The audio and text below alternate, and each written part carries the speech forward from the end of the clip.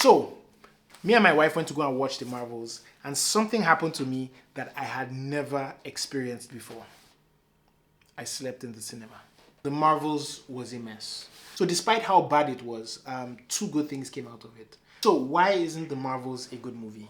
In my opinion, one reason is that it requires too much work for you to be prepared to watch the movie. You need to watch the Marvel show, Miss Marvel. You need to watch Miss Marvel. You need to watch WandaVision. You need to watch Secret Invasion. Yeah, that's a bunch of work. I want to be entertained. I'm paying you to entertain me. I'm not paying you for homework. Yeah, so MCU, you guys need to do better. You've got to do better, Senator. I didn't feel any emotional connection with any of the characters, and it just seemed like a series of unfortunate events being put together to make a movie. It was a mess. The villain was hands down the worst MCU villain ever, like ever. Forever, forever, ever, forever, ever. Oh, and don't even get me started on the trailer. So the final trailer of the Marvels was trying to get people interested in the project, and then they now brought in Thanos, and they brought Iron Man, and they brought Captain America into the whole mix to make you feel like this movie was somehow tied to Infinity War and Endgame. No, it was not cool. Yeah, I don't recommend you watch it. When it comes out on Disney Plus or some streaming service, go ahead and see it. But yeah. So despite how bad it was, two good things came out of it. My wife enjoyed it. For her, it came across as a chick flick, so she had fun. So that was a good thing. The other thing was that it made me reflect on my relationship. I came to find out that my relationship with my wife is kind of like my relationship with the MCU. And give me a moment, I will explain. So me and Marvel Comics, we have a shared history. I grew up on comics. I love drawing comics. And it really shaped my view on life, my imagination, and my morals up to an extent, because I really love the code of ethics that most of these characters had. But I've always had a relationship with these characters, and I've always loved the movies. I remember when I watched the first Iron Man movie in 2008, and it was a mind-blowing experience. And then after that, they just followed up with great movies. Captain America Civil War was awesome. Black Panther was a good movie. Winter Soldier was awesome.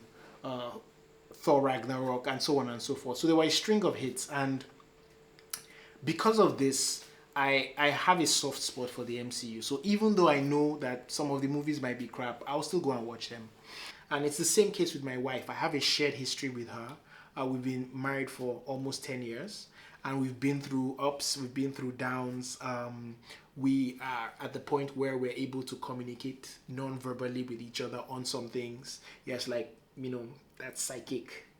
Yeah, but yeah, we've connected over a lot of things. So I don't want to throw that away. I can't imagine having to build with somebody else. It's something that's very hard to imagine. So because of that shared history, despite what happens in our relationship, I will stick it through and see how we can make things better. So, taking it back to the MCU, if I'm not getting my superhero fix from the MCU, where am I getting it from? I mean, DCU, really? Yeah. The other thing that this movie made me think about was me and Marvel Comics, and by extension, the MCU, are always going to be connected. And why do I say that? My career was kickstarted doing comics. And my first job out of college was producing a graphic novel.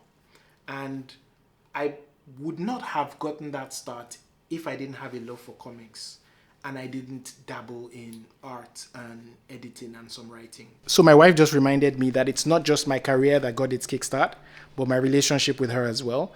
That same job is where we met. And I credit that to Marvel Comics. They had more relatable characters and all of that. So even if the MCU is crap tomorrow and I never watch a movie again, I will always be linked to them because they helped to kickstart my career. So we'll always be connected. And linking this back to my relationship with my wife. We have kids, and no matter what happens, we will always be joined by the fact that we have kids. They will always stand as a testament of the fact that we have a relationship. So I can't separate myself from her. We will always have that connection. So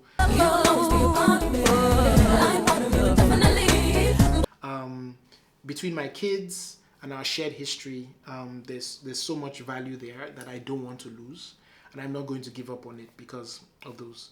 So for you watching, I think there are a few things that you can take away from this. One, be very deliberate about whoever you go into a relationship with. Do you want to spend the rest of your life tethered to this person? What does that mean for you? Like, if you imagine that person in your life for the next 50 years, what does that look like? Because there's some people who are a fun time, but anything beyond that is oof. So you need to think about that. The other thing I want you to think about is that if you are currently in a relationship, you need to think it's we against the world. Things are going to come that will threaten your relationship. People will say stuff, people will gossip, all of that stuff. But it's you and your partner against the world. Nobody understands how much you have to lose and how much you have to gain within that relationship besides the two of you.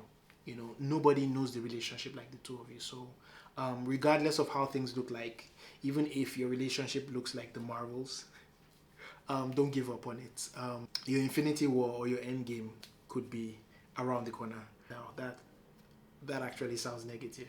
Your Infinity War or your Endgame, but you guys get what I'm talking about. So that's been my rant about the Marvels. So that's that. I look forward to seeing you in the next one. And if you take nothing away from this, I want you to take this. I hope your tomorrow is always better than your today. Bye.